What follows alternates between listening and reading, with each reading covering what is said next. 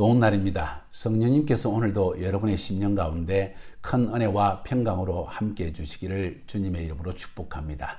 오늘은 느헤미야서 6장 말씀을 통해서 성령님께서 여러분과 저에게 주시는 음성을 들을 수 있기를 바랍니다. 우리는 4장과 5장을 통해서 사탄이 어떻게 우리를 외부적으로 공격하고 또 내부적으로 두려움과 절망의 영을 심어넣어서 우리 안에 있었던 모든 문제들을 끄집어내어서 스스로 내부적으로 주의 공동체가 무너지게 한다는 사실을 살펴보았습니다. 거기에 대한 리더의 대처가 어땠는지도 살펴보았습니다. 위대한 느헤미야의 리더십을 우리는 보게 되는 것 같습니다. 자, 이제 오늘 6장으로 넘어가는데 6장에서 우리가 볼 수 있는 것은 마귀의 공격은 외부적으로 내부적으로 공동체 안에 문제를 일으키는 것으로 끝나지 않습니다.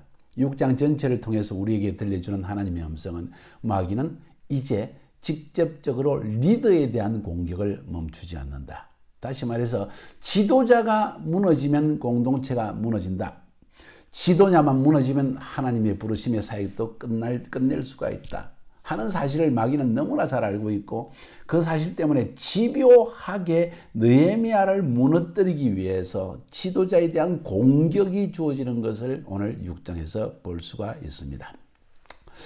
6장 전체를 통해서 우리가 볼 수 있는 것은 한 3번에 걸쳐서 마귀는 강하게 지도자인 느헤미야를 뒤흔드는 모습을 볼 수가 있습니다. 첫 번째는 보니까 산발랏과 게셈, 2절에 보니까 산발랏과 게셈이 나오고, 5절에 보니까 또 산발랏의 이야기가 나오고, 10절에 보니까 스마야라는 사람의 이름이 나옵니다. 자, 이 3번의 사건을 통해서 느헤미야를 뒤흔드는 사탄의 공격은 시작되는 것입니다. 살펴봅시다.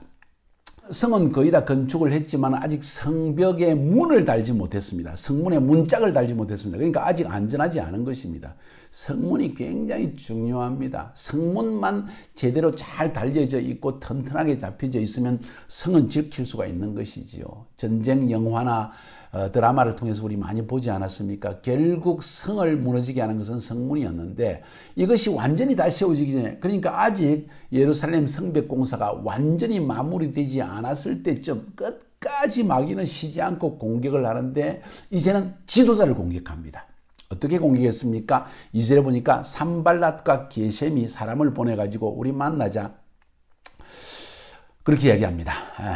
만나자고 하는 이유에 대해서 느헤미야는 이미 감지를 합니다. 지도자는 영적으로 깨어 있습니다. 그래서 이 녀석들이 성 바깥에 나를 끄집어내어서 만나자 하고는 군사를 매복시키고 나를 죽이려고 하는 사실을 이미 다 알고 있습니다. 그래서 느헤미야는 그것을 영적으로 눈치채고 사람을 보내가지고 지금 이렇게 큰 역사를 하는데 내가 어떻게 내려가겠느냐 하고 이야기합니다. 4번 동안이나 계속해서 사람을 보내가지고 만나서 해결하자. 너 어렵지 않느냐? 나도 어렵다. 지도자가 이쯤 되면요, 야, 하나님께서 좋은 길을 열어주시는구나.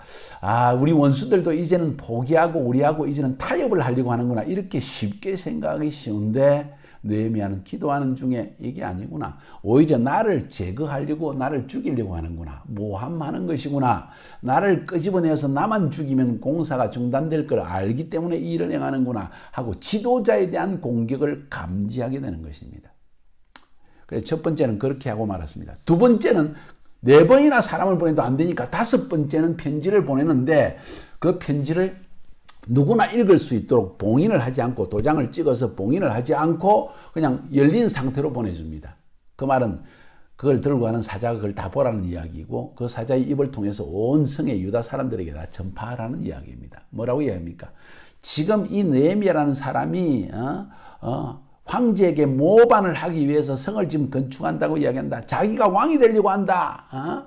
그리고 선지자를 세워가지고, 아마도 어쩌면 여기에 에스드라 그 이외에 많은 제사장이 있을 텐데 그 가운데 선지자가 있을 것인데, 선지자를 세워서 선전하기를 유다의 왕이 있다 하게 하려고 지금 이 일을 행한다.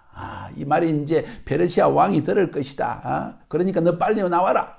다시 또 마지막 5번째는 나하고 나와서 만나자. 타협하자. 만약 그리 안 하면 지금 이런 소문을 내가 황제에게 고해가지고 너를 완전히 즉각적으로 소환하게 만들어내겠다. 이런 이야기를 합니다. 왜 이런 이야기를 합니까? 느헤미야의 마음이 요동케 하기 위해서입니다. 이런 소문이 들려지면요, 느헤미야의 리더십에 엄청난 어려움이 다가옵니다. 사람들이 신뢰하지 못하게 될 겁니다. 그래서 그랬구나. 느헤미야가 그런 사람이었구나. 사람이 깨끗한 줄 알았는데 권력에 대한 욕심이 있구나. 이쯤 되면 문제는 생기는 것이죠. 자, 사단은요, 얼마나 꾀를 써서 우리를 무너뜨리려고 하는지 모릅니다. 그때 느헤미야는 하나님께 기도합니다. 어떻게 대처합니까? 주님, 내 손에 힘을 다해 주시옵소서. 주님, 저들이 내 개인적인 것까지 공격을 합니다. 그러나 결코 감정적으로 그들과 대치하지는 않는 느헤미야의 모습. 이게 바로 리더의 모습입니다. 결국 느헤미야가 승리하는 것이죠. 10절에 보니까 세 번째 사단이 공격을 합니다. 마귀가 어떤 방법으로 공격합니까? 바로 느헤미야가 다스리는 유다 백성들 가운데 있는 이 선지자와 같은 사람입니다. 스마야라는 사람인데 이 사람을 통해 가지고 이야기를 합니다. 이상하게 이 사람이 나오지 않는 거예요. 그래서 느헤미야가 한번 찾아가 봅니다. 이 사람 회의도 안 나오고 내 식탁 자리도 안 나오고 이게 무슨 일인가 하고 가보니까 이런 이야기를 합니다. 저 사람들이 너 죽이려고 온다고 하니까 너 지금 빨리 하나님의 성전에 들어가서 숨어 있어라. 오늘 밤에 분명히 널 죽이러 올 거다. 느헤미야가 당장 또 눈치를 챕니다. 하나님의 성전은 제사장만 들어갈 수 있는데 나보고 들어가라고?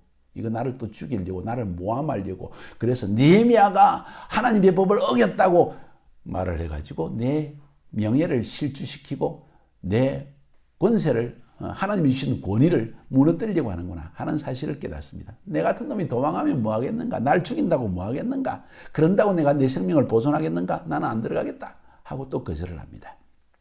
왜 이런 일을 했느냐? 이런 예언을 왜 했냐? 예언자라는 걸 알 수가 있죠, 스메야가. 왜냐하면 산발랏과 도비야가 뇌물을 주어서 이 일을 하게 했다는 거예요. 돈의 힘이 얼마나 강한지 모릅니다. 옛날이나 지금이나. 그러나 이런 가운데서도 리더의 역할이 무엇일까요? 깨어있는 것입니다. 여러분, 깨어있어야 하는 것입니다. 그래서 외적인 상황을 보고 두려워하거나 사람이 하는 일에 대해서 화를 내거나 그것이 아니라 지금 사탄이 나를 무너뜨리기 위해서 무슨 일을 하고 있는가? 아, 사단이 사람을 통해서 지금 역사하고 있구나. 내 자리에만 굳게 서 있으면 되는 것입니다. 지금 느헤미야가 하는 일이 무엇입니까? 하나님께 기도하는 것입니다. 그래서 내 하나님 도비야와 산발락과 여선지 노아데아와 그 남은 선지자들 물은 나를 두렵게 하고 한 자의 소위를 기억하옵소서. 다 알고 있습니다. 내 민족이기 때문에.